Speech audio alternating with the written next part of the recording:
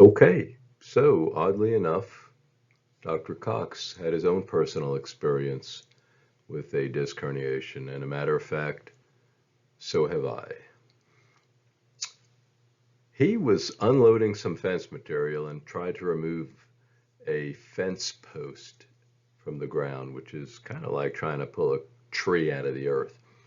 He felt a sharp pain in his low back, kind of walked it off, thought he was okay. The next morning, he was in the shower, bent over to wash his foot, and felt something tear in his lower back and had the immediate onset of right-sided leg pain going all the way to the bottom of his foot and the little toe. So which dermatome would that be? Well, that would be the S1 dermatome, bottom of the foot, little toe. And if it's the S1 dermatome, it's the S1 root. And if it's the S1 root, it is the L5 disc. Anyway, his lower back pain was gone. Poof. But his leg pain was unbearable. Does anyone know why that happens? Because that's a fairly common phenomena. So I'm going to answer that for you. Very simply, the nerve that controls back pain emanating from the disc is the sinovertebral nerve. It's kind of like a fishnet that surrounds the disc, and it penetrates about 1/3 of the way into the disc. And any shift in the disc is going to cause a discharge of the nociceptors at the tips of the sinovertebral nerve into the cord and up the cortex into the cortex, where it's interpreted as pain. All right, so when he bent over and felt something tear, what tore was his disc. So where there may have been a bulge, that bulge just burst open. And when it burst open, it spewed out some nuclear material and then closed up. The disc has an incredible ability to seal. And so if there's a bulge and something causes that bulge to tear and leak nuclear material, once the nuclear material has leaked out, the disc will pretty much seal. And of course, with less nuclear material inside of the disc, the bulge will recede. So the sinovertebral nerve is no longer being activated, so there's no more back pain. Ah, but now you have a foreign invader surrounding the spinal nerve root. So that nuclear material that has escaped the disc is very caustic to the nerve. And not only is it caustic, which would cause a form of chemical radiculitis, but it also compresses the nerve. So that's the mechanism of how back pain suddenly converts to leg pain when a disc tears or goes from what is better known as a protrusion to a prolapse. And we will get into that in greater detail as we continue in our studies. Anyway, Dr. Cox tried 3 weeks of his own decompressive procedures. He tried galvanism, he tried acupressure, hot and cold packs, and even out of desperation had somebody put him on his side and try a few side posture adjustments. He was barely able to walk or stand. His leg pain continued to worse, but still no back pain, and that is a fairly common phenomena, particularly with a disc extrusion, where when the disc leaves, when the nuclear material leaves the confines of the disc, there is typically no back pain because the sinovertebral nerve is no longer being activated, but the leg pain is horrendous. And then really bad news. He had the onset of perineal numbness, or what is known as saddle anesthesia. And of course, it's called saddle anesthesia because if you sat on a saddle, that point of contact with your buttock and your groin and your inner thighs. That's where perineal numbness is situated.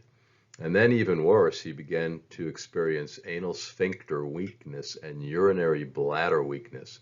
So in other words, he began to experience bowel and bladder dysfunction or bowel and bladder denervation. Bad news, really bad news. All right, so as you can see, he was experiencing the beginning of cauda equina syndrome, and cauda equina syndrome must be surgically addressed within 24 to 72 hours at the max, preferably 24 to 48, so that you do not have any permanent nerve damage and, of course, no permanent bowel or bladder issues. So he went for a neurosurgical consultation. At this point in time, he had a straight leg razor that was positive at 10 degrees of flexion, which is extremely positive. By the way, the hot zone for a straight leg razor is 30 degrees, 0 to 30 degrees. We'll be getting into that during our lumbar spine examination procedures. His right calf was beginning to atrophy. Wallerian degeneration from a compressed nerve root sets in within 24 hours. He could not walk on his right toes, so he could not do the toe walk exam, particularly on the right side. His Achilles reflex, which we know is S1 in its origin, was absent.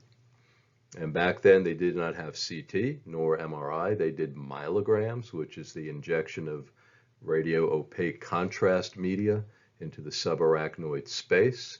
And they did discover that he had an L5-S1 fragment. So the disc did bust open.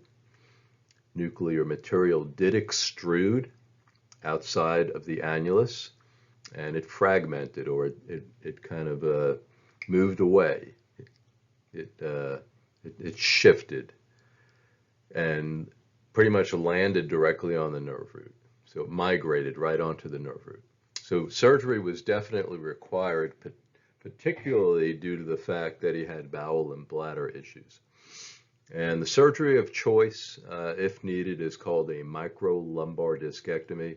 We will go over that in detail in a future lecture. And that evening, he did awake without pain, or he was walking at that point in time without pain. And slowly the urinary and bowel function returned to normal. In 1984, Dr. Cox's wife experienced a herniated disc in the neck, and at that time, Dr. Cox had yet to explore the possibility of using flexion decompression to the cervical spine. However, his wife implored him to try and figure it out, and he did. And that completed the work. And of course, that's still ongoing in terms of research and development. So in the final analysis, Cox technique developed from a need for a technique that complements traditional chiropractic adjusting procedures. And so let me make this very clear. We at Cox Technique are not proclaiming that we are the all-in-all and we are above every and all other technique and leave all that behind and join us. Not whatsoever. This is, for most offices, an addition to what they are already doing, an addition to the already well-established, wonderful techniques that you are all learning, such as Gonstead or Thompson or Activator or SOT or AK, you name it. This is to assist you with the difficult and challenging cases that need this special touch. However, there are doctors out there that only do this technique. They enjoy it so much, and they enjoy treating acute lumbar and cervical spine disorders, that that's all they do. The choice is yours. All right, so I'm often asked, what's the difference between these automatic decompression tables and the manual Cox technique, or intervertebral disc distraction, which is basically automated or computer automated, and manual Cox technique? Well, there's about 8 of them, and you can see them listed and you can read them for your own. The one that I like to point out is number 6, and that is specific vertebral level of applied forces, as opposed to full column traction. That's the big difference between these two. So if you're into really specific chiropractic and you like using your hands, you're going to like Cox technique. And Cox technique does deliver specific forces at a targeted vertebral level, where the IDD, the intervertebral disc distraction, or the automated computer automated forms, they do what is known as full column traction.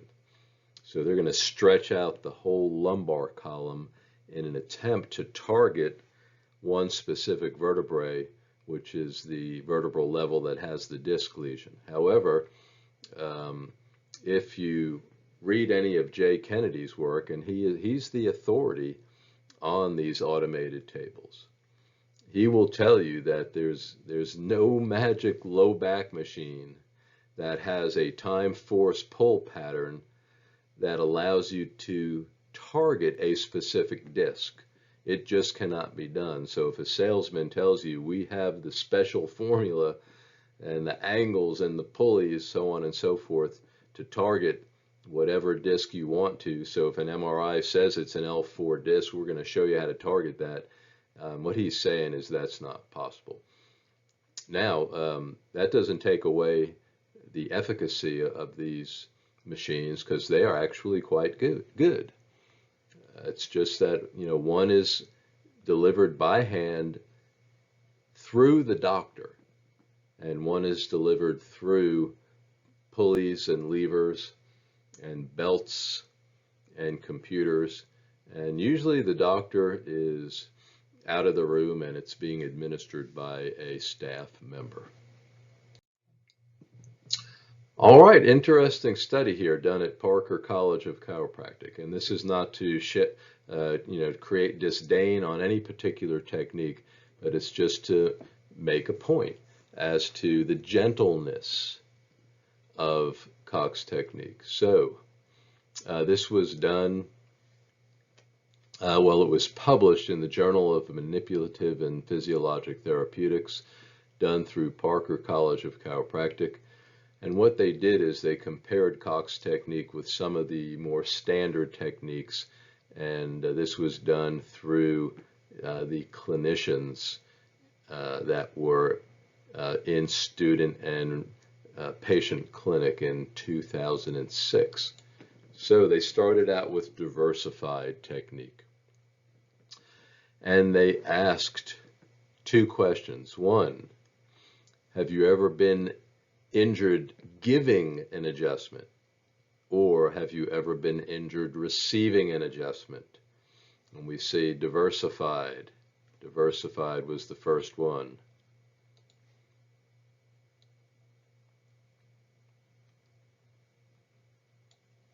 $280 cases, 61 injuries from giving the adjustment, 74 from receiving the adjustment. Thompson, 142 cases, 3 injuries from giving the adjustment, 25 from getting the adjustment. Gonstead.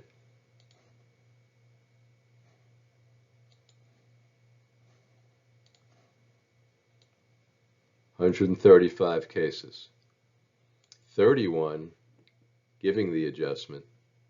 39 getting the adjustment. And then the last one was Cox technique. 54 cases. 0 injuries giving the adjustment. 1 injury from getting the adjustment. So does this negate any of those other techniques? Absolutely not. But I will tell you that if you follow the parameters that we're going to show you, it is really hard to get in trouble, and it is extremely easy for the doctor and easy for the patient, and very effective for a broad array of different lumbar and cervical spine disorders. So maybe you don't like techniques that create joint cavitation. Maybe you've shied away from manipulation and you're looking for a gentle technique. I think that maybe you have stumbled upon that through the Cox methodologies. All right, so there's been some research to put Cox technique on the map. And as I've mentioned before, we are an under-researched field. There are only 3 techniques that have any federally funded, peer-reviewed, and journaled research. And that is Cox technique, CBP, and activator. And it all started in 1997, where we received funding to do research. And Dr. Cox's main goal was he wanted to see what happened to disc pressure during lumbar spine decompression. That was the main goal. But there were 4 things that were actually taken away from this research. And number 1 is they found that there is an increase in intervertebral disc space height during flexion decompression. We do lower intradiscal pressure up to 192 millimeters of mercury. We can increase the IVF area, the foraminal area, up to 28%. And we can restore facet joint physiologic ranges of movement. So we do know from a research perspective, when done properly, these 4 things do occur. The research was done through National College of Chiropractic and Loyola Medical School, and it was federally funded. The hypothesis going into the research: does vertebral motion and/or related vertebral neural decompression occur with the flexion distraction procedure? 4 questions were addressed. Does flexion distraction create vertebral motions and increase IVF space? Is it reproducible intra and inter? Intra means you can do it over and over again and get the same results. Inter means I can show you how to do it, and you how to do it, and you how to do it, and we can all be successful at it. 3, what are the loads placed on the internal tissues during flexion distraction? And is there a risk of injury with this procedure? And number 4, is there any trunk muscle activity that would affect the transmission of the traction loads? So those were the 4 main questions. Okay, so this is a still shot of one of the previously frozen, unembalmed cadavers. Let's point out some of the features. Number 1, we have pipetting. Number 2, we have pressure-sensitive transducers, and then dissection rods. Let's discuss each one of these. Okay, so the pipetting, if you look over here, you can see it's kind of like a water tube. And so what this did was create a constant pressure inside the disc. And so that goes all the way into the center of the nucleus. and created a standardized pressure, which would have existed if this was a living being. But without life and the heart pumping and the flow of fluids, there's no constant pressure within the disc. All right, and then we have pressure transducers right here. That's one of them right there. And again, this goes right into the center of the nucleus, and that is going to measure the pressure within the disc during the flexion distraction procedure. And then this over here is a dissection rod. That's just to keep the tissues separated so they have access to the lumbar spine.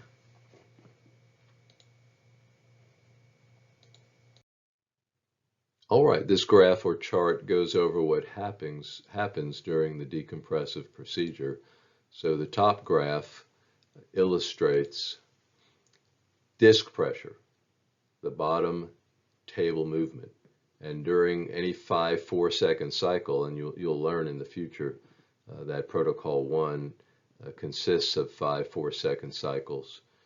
And during any 4-second cycle, the table goes down for 2 seconds and then up for 2 seconds. All right, so if we look as table movement goes down, which we can see over here, table movement goes down, you'll notice that disc pressure also goes down. And then we can see this here would show the table in neutral, and this would be the table in its down position. So again, when the table goes down, of course, the lumbar spine is going into flexion and the disc pressure decreases. Okay, so this part of the Cox research is based on prior known research done on ligament loading. So let's take the first ligament here, and that would be the supraspinous ligament, which I'm going to underline in red. And we see from prior research that the failure load in newtons is 329. So 329 newtons of force are required to cause damage to the supraspinous ligament. And then we see during the research that the load to the supraspinous ligament was 276 newtons, making this a very effective and efficacious and safe way to treat lumbar spine disorders. All right, the next slide is about a 12-minute video, and it goes over highlights from the actual research. And Dr. Cox narrates this. I think you'll enjoy the presentation. It takes a few seconds to load.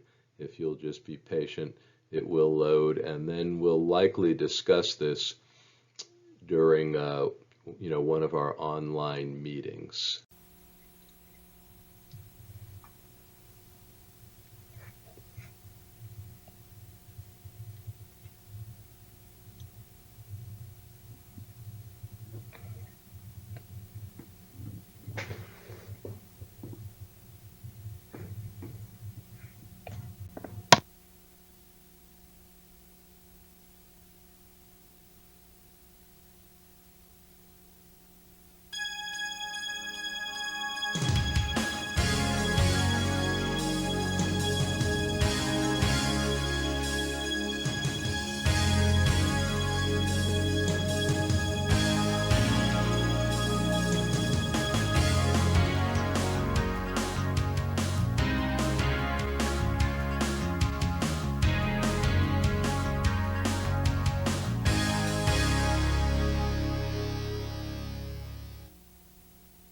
This research was conducted at the Musculoskeletal Research Laboratory at the National College of Chiropractic, housing the computer for data collection, the electronic signal conditioners, and the infrared cameras of OptiTrack, a three-dimensional motion measuring system.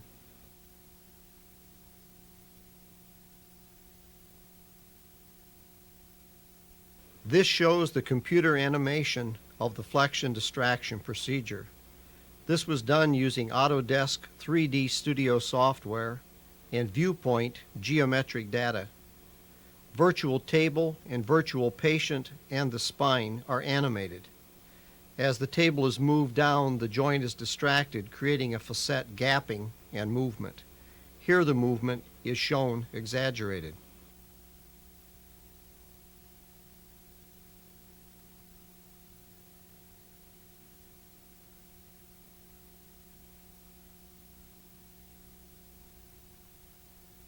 Here is shown the actual application of flexion distraction to one of the 9 unembalmed cadavers in this study.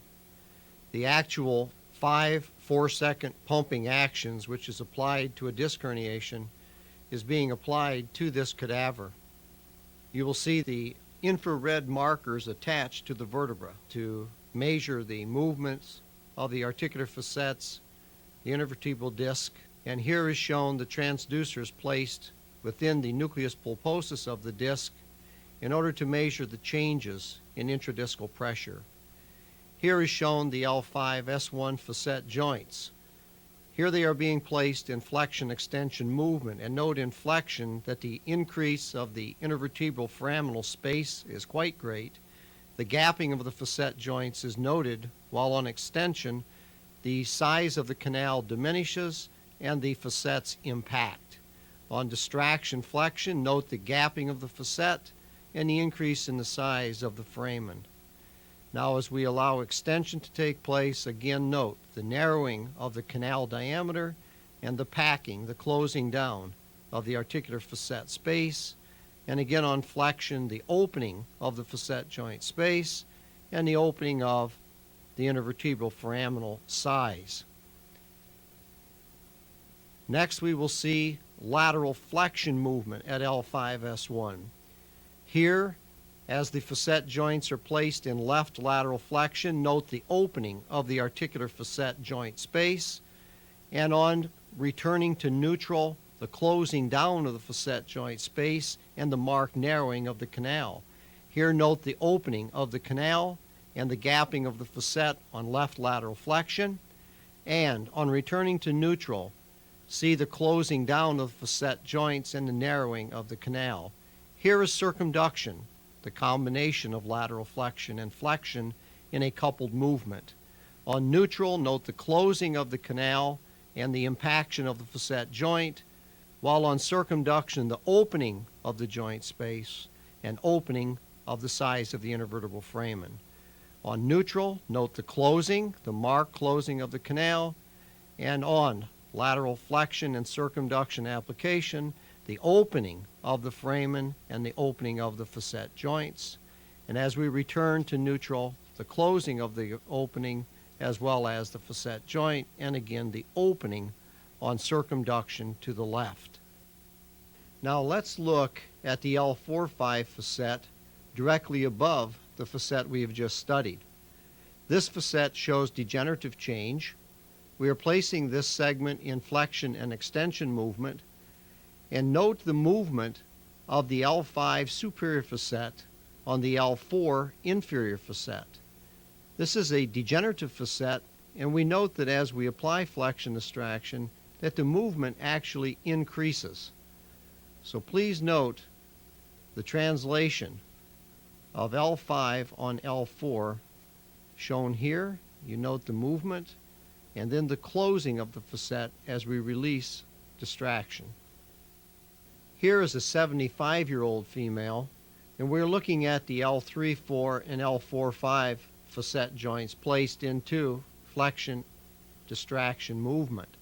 Note the movement of the lower L4-5 facet joints, which is actually quite ample, while the above facet joint reveals hypomobility compared to the L4-5 level. But still, as we distract this patient, we do create increasing movement at the L3-4 degenerated facet joint. But note the marked movement here at L4, L5. Good translation, good movement of the L4-5 facets in a 75-year-old cadaver with degenerative joint disease. Here is a graph showing the changes in intradiscal pressure as flexion distraction is applied to the cadaver spine. The bottom graph shows the table movement as a duration of the procedure. The top graph shows a change in the intradiscal pressure, showing the drop in the pressure during flexion distraction and the return of intradiscal pressure to high levels on return to neutral position.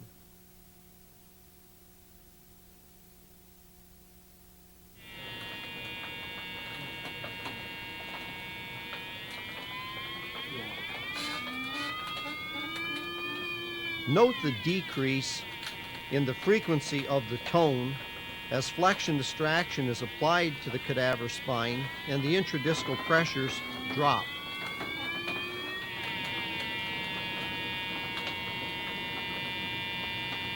And moving from flexion into extension, you'll hear the increase in the intradiscal pressures.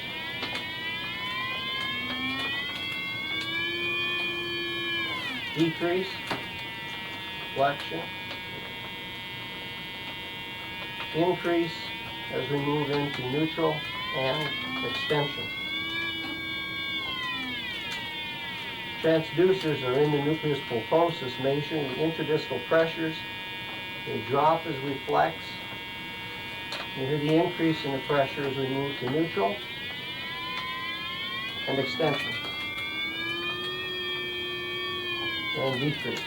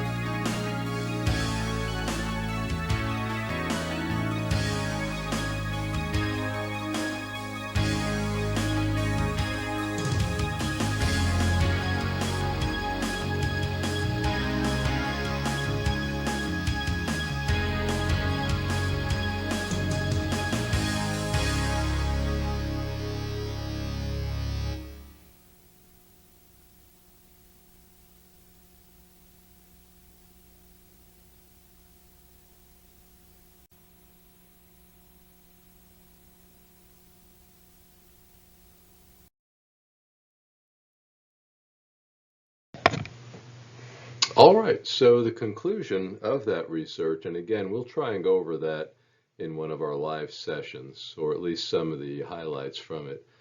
The conclusion was that there was a significant decrease in intradiscal pressure during flexion distraction, upwards of 192 millimeters mercury pressure. Number two, flexion distraction creates vertebral movements that widen the spaces available in the posterior vertebral region for the neural elements. So basically, it opens up the IVF and the central canal, making more room for the neural elements. Number three, when properly applied, the loads placed on the internal tissues are below failure rate, making the risk factor very low for the use of this technique. And then they did discover that there was increased EMG or muscle activity with flexion distraction, and that needs to be monitored by the clinician during the procedure. So as you're doing flexion decompression, if you feel the erector lumbar muscles begin to tighten or spasm, that just means that you're just using too much force or too much depth on the table, and you need to back off from that point. All right, some additional and very interesting research on the effects of extension on disc pressure. All right, so don't take this the wrong way. This does not mean that we should not do any type of extension maneuvers. That being said, when you have a known disc lesion, extension should be avoided until significant healing has taken place. And of course, that is why acute antalgia or acute antalgic muscle spasm always throws the patient forward into a flexed position because extension increases intradiscal pressure. So let's look at this study.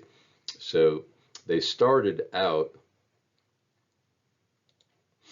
with 228 millimeters of mercury pressure, right? So through the pipetting or that little water channel that was connected to the nucleus, they created 228 millimeters mercury pressure. And then during flexion, they found out that the pressure went down to minus 19.5. So we had a tremendous decrease in intradiscal pressure. All right, then they did it again. And again, they started with 228 millimeters mercury pressure. And this time they went into extension. And you can see with extension that the intradiscal pressure went up to 1,250 millimeters of mercury pressure. Okay, so again, don't throw the baby out with the bathwater. There is a place, there's a big place for extension procedures in the chiropractic field. As a matter of fact, anytime you do a P to A adjustment on a vertebral segment, you're pushing that vertebrae into extension. So extension is good. However, it is not applicable. It is not appropriate during the initial stages of an acute lumbar disc disorder. All right, this research has recently been repeated, but this time they moved it to the cervical spine. So that's a picture of the OptiTrack rods that are in place in the vertebral bodies and the pressure transducers within the nucleus. And here's Dr. Cox doing some of the cervical decompression. And we'll actually teach you more about that during the last lecture. And that's also the subject of the last lab. But what did they find out? I'll let you read most of that on your own. But the main thing they found out is under discussion. Okay, let me just highlight that for you. And this was the goal. They wanted to see what effect this was going to have on intradiscal pressure. Intraclinician reliability for intradiscal pressure decrease was high for all four chiropractors, all four DCs. And then intradiscal pressure decreases were greatest during the movements of flexion and y-axis traction. So basically they repeated the study in the cervical spine and pretty much found out the same information, that we can reduce intradiscal pressure through the use of cervical distraction procedures. All right, and this is a great study. It's from 1996, so it's a little old, but nonetheless, these were 10 medically diagnosed as needing surgery that were successfully treated through Cox technique. Wow. And there's a lot more than just 10. Trust me, you'll see when you get into practice, you're going to save a lot of people from surgery. All right, if you're interested, you can get on the Cox Technique website, and there's a boatload of information concerning their seminars. There's all kinds of research studies and case studies, just a plethora of free information for you, the student, or me, the aspiring doctor who wants to always learn more. All right, so what are the general effects of flexion distraction to the lumbar spine? Well, here we have it. Number one, during flexion distraction, we get an increase in the posterior disc space height. Number two, we get a decrease in disc protrusion and stenosis. And as you're going to learn in the future, this is a wonderful technique for the aged who've developed spinal stenosis.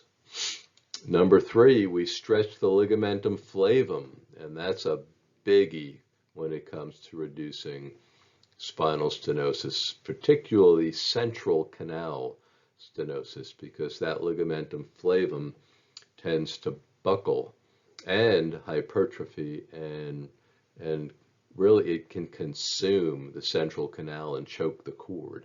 And we have a way of reducing that through this technique. Number 4, it opens the vertebral canal. Number 5, we get an increase in metabolic transport into the disc.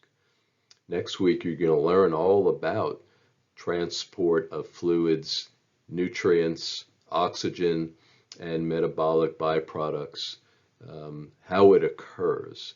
And just kind of as a brief summary, there is direct circulatory channels to the disc from birth till about puberty, and then at puberty those channels disappear, and everything else from that point is through diffusion and osmosis. So nutrients, oxygen, and metabolic byproducts have to seep out or seep in.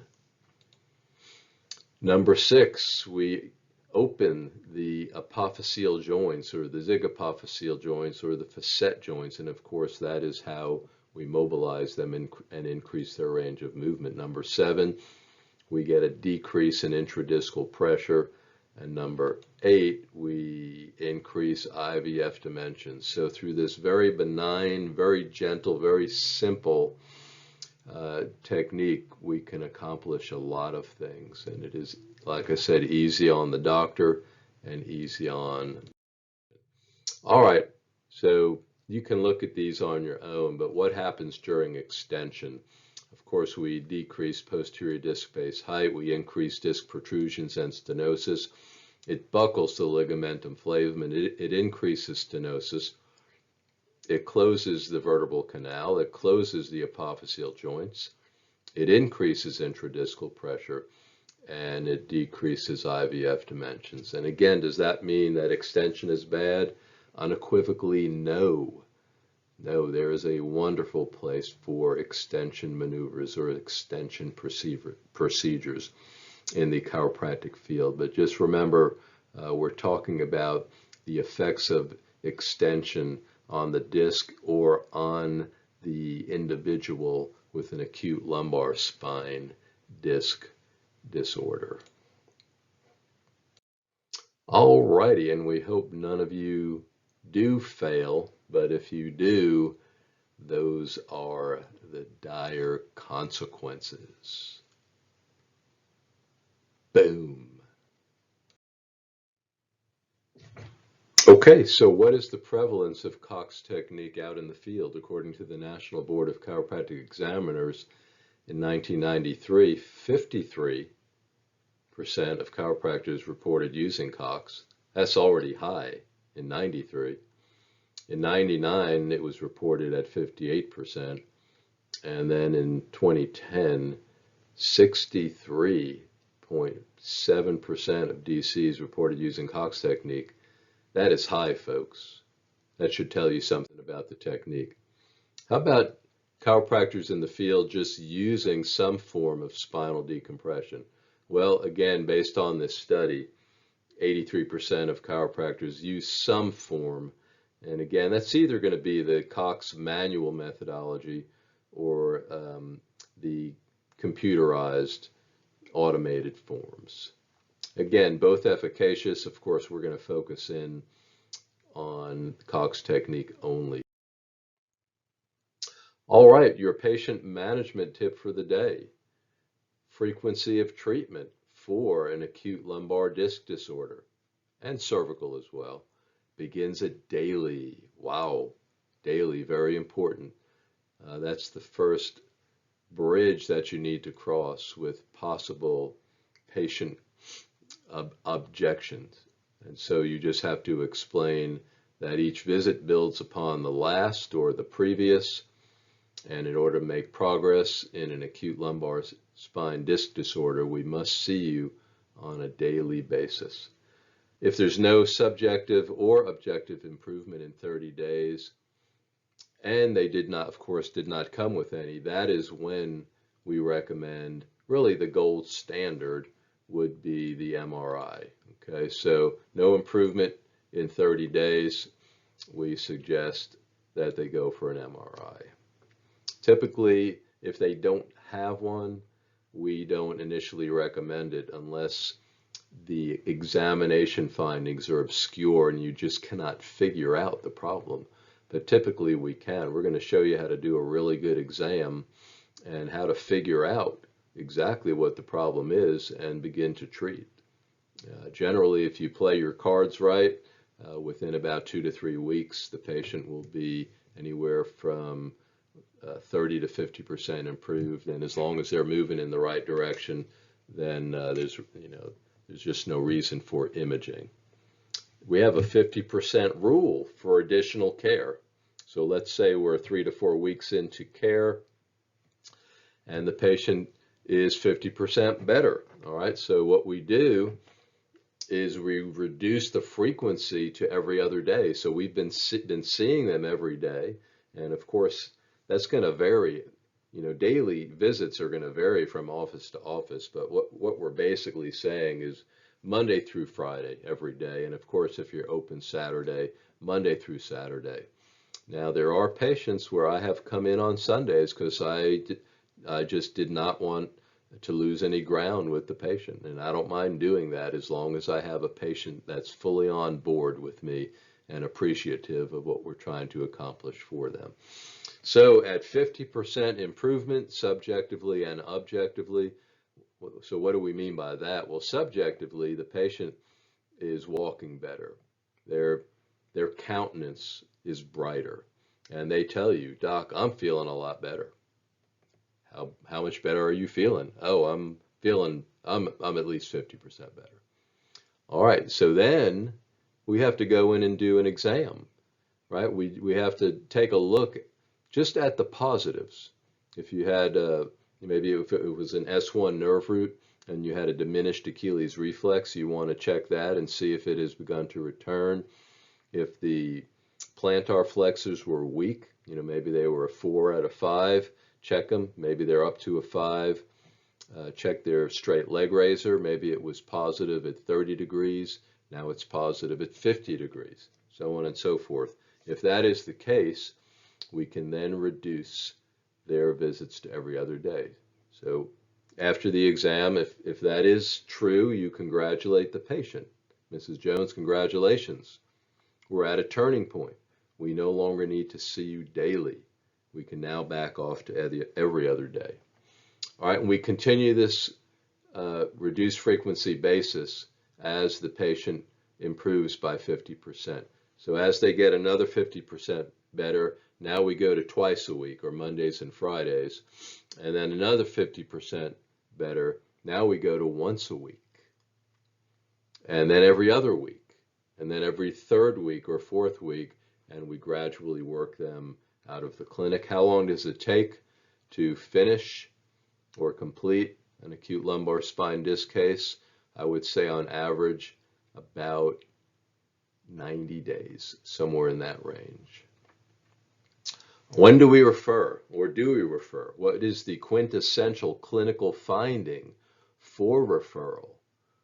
Or maybe not referral, maybe we just want help. I have a fortunate situation here in Cartersville, and I hope you can reproduce that in whatever town you practice in. I have a willing physician in one of the large orthopedic groups he's a certified spine specialist. Let me repeat that. He's a certified non-surgical spine specialist, and he likes chiropractic, and we've become good friends. So if I'm having trouble with a case, I can refer the patient to him. He'll do an evaluation. He might recommend some medications, maybe some steroids to help get some of the swelling and inflammation out, or something to help the patient with the pain. But then he will say, you get right back with Dr. Garber and let him continue to treat you. So obviously we don't want to send the patient to someone who's going to some orthopedist who's going to say, what in the world were you doing trying a chiropractor in the first place? All right, so you'll have to seek out a relationship like that. But when do we do that? Well, the most important thing, and we discussed this a little during our first slide, is motor function. If you see progressive deterioration of motor function, right, increased or onset of muscle atrophy, diminished reflex that even is more diminished, weak myotogenous muscle like your dorsi or plantar flexors that are getting even weaker. Don't dismiss the patient. Just tell them that you would like to send them for an evaluation to see if they might need some medicine to assist, and that you will co-manage the case with that doctor. And hopefully you can find a doctor that you can enter into that relationship with.